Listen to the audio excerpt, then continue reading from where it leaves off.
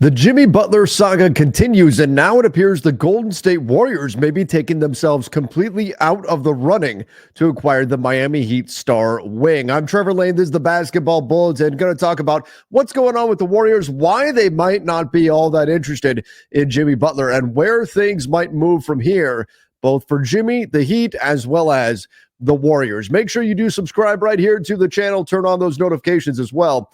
Here's Sam Amick, who was on FanDuel TV earlier to talk about the situation with the Warriors and Jimmy Butler. Here's what he had to say. Not in pursuit of Jimmy Butler. And A, why not? And B, are they going to make any kind of a major move by the trade deadline? So to the A part of the question, it's so funny because that is for sure the intel. They don't have interest in giving him the deal that he's waiting for on the other end. And I don't think they're looking to make him a rental and have it be, a strained relationship with him coming to town if they somehow were able to get him. Okay, let's pause there for just a second. So the Warriors don't want to give him the kind of deal that he wants. And this is a big sticking point. This is something that I think isn't talked about enough.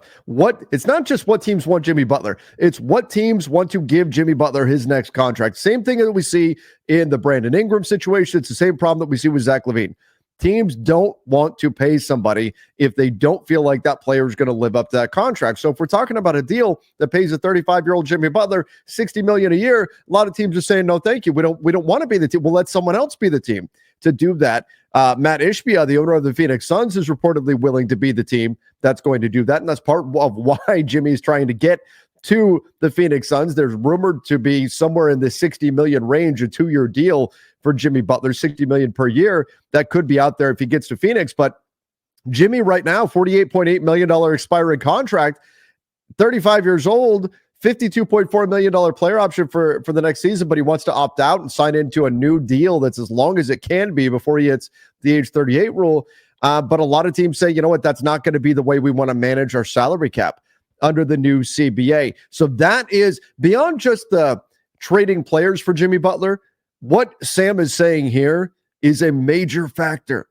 It's not just Jimmy the player. It's not just what pieces you have to give up to get him. Does he make your team better? He's a good player. It's what is it going to mean contractually on his next deal? All right, let's keep going.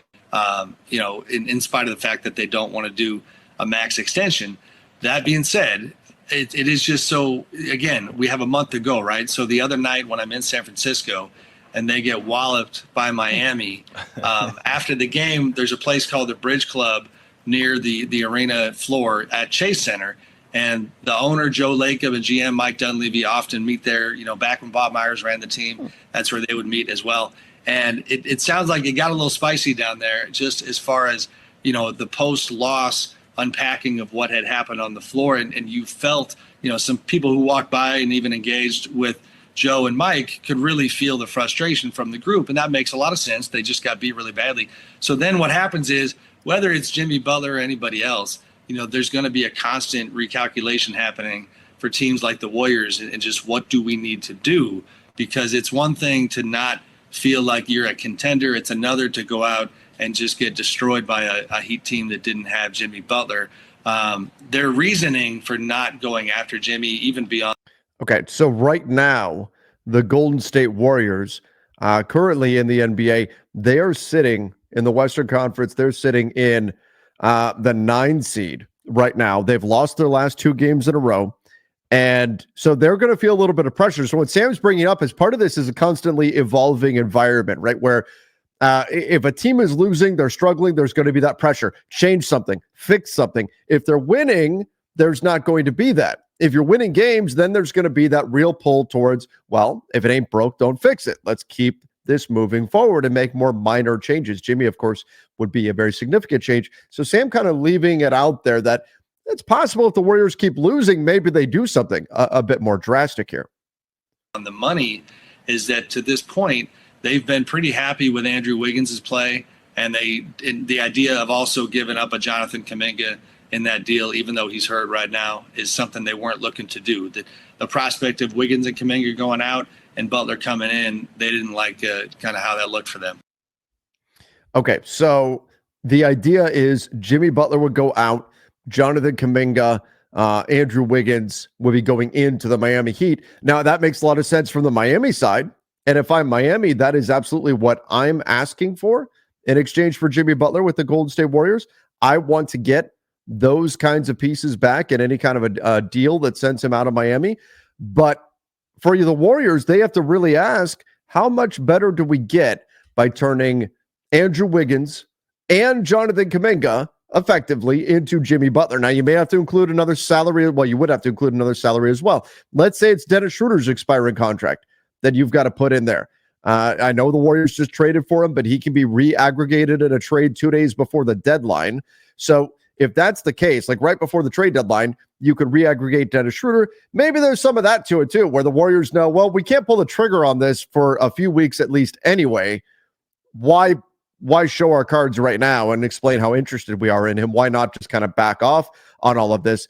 But you would take Dennis Schroeder's $13 million, you would take Andrew Wiggins' $26 million, and then you would add in like a Jonathan Kuminga in order to start getting up towards that Jimmy Butler number. But Kuminga is a talented young player. I'm sure a lot of teams would love to have him.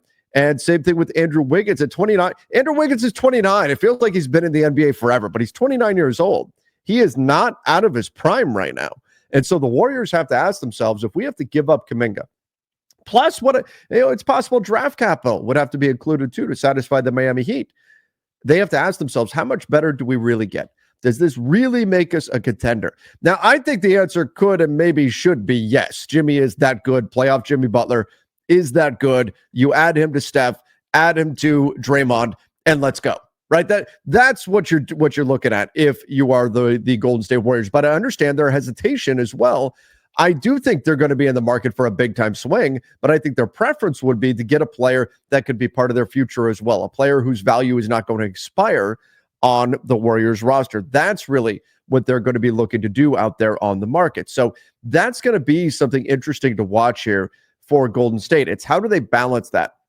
Do they just go all in to win right now, regardless of age? 35-year-old Jimmy Butler, whatever. Who cares? Steph Curry's 36. Draymond Green is 34. Our window is right now. That's fine if we get 35-year-old Jimmy. Or do they focus more on younger players that could be part of their future? Are we talking about a Brandon Ingram? How much better does that actually make them? Are you looking at players like that? Could they make a smaller move and go get another wing that's out there on the market, whether it's a Kyle Kuzma, Cam Johnson, someone like that?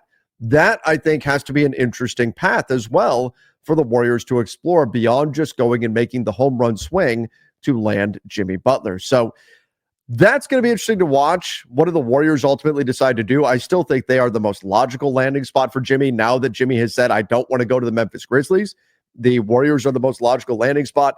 Now, the other side of this, the Miami Heat have said that so far the offers are not up to par. They're not what they want. They need to get more for Jimmy Butler, and that's why they're starting to float the idea that they might just, he might still be on the roster after his suspension is up. They may just still have Jimmy Butler. So they're putting that out there so that teams that have offered stuff for Jimmy, right now everybody's trying to get a steal, a bargain on him, and rightfully so. But the Heat are also putting out there, look, there's no deal on the table that we would do right now, so we're going to prepare as though he's coming back until somebody changes their offer.